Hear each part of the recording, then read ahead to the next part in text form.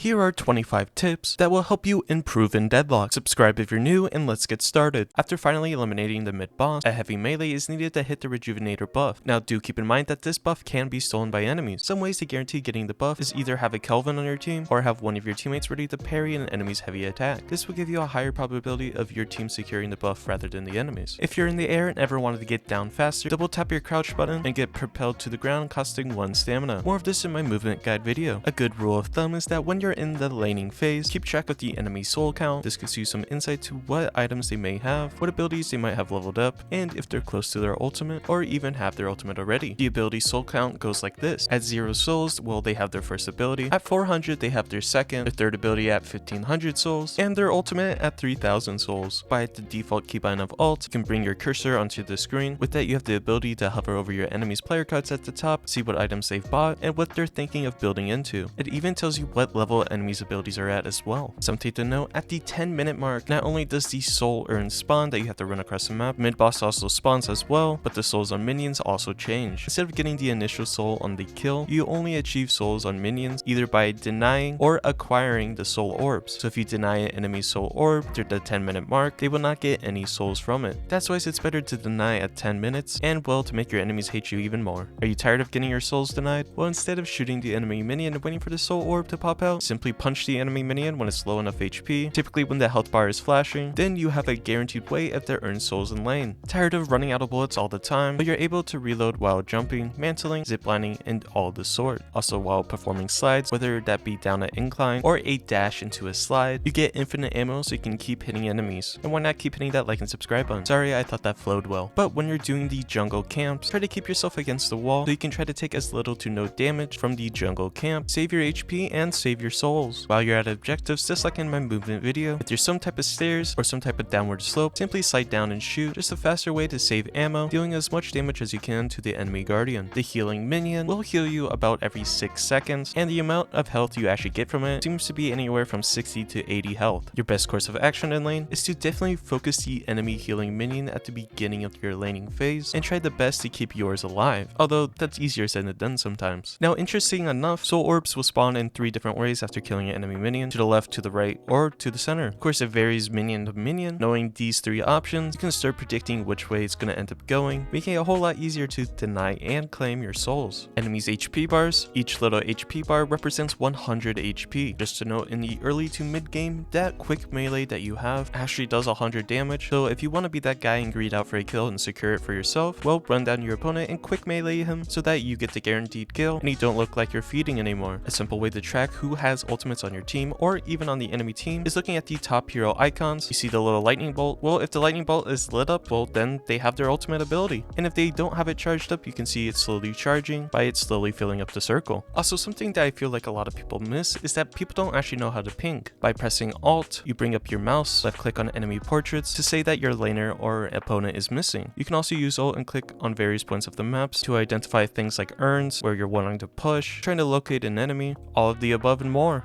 Now, yes, not only is souls and kills a big factor of this game, but the flex spot actually plays a major role. The flex spot is going to get you an extra item spot for either damage items, vitality items, or even spirit items. This singular item can be the difference between you getting a kill and not getting a kill. So how do you actually get the flex spots? Well, the first flex spot is achieved by killing all the enemy guardians, so all of the first tier 1 towers. Then you earn your second one by defeating 1 walker, your third one by defeating the rest of the walkers, then the last one by destroying only one of their enemy shrines.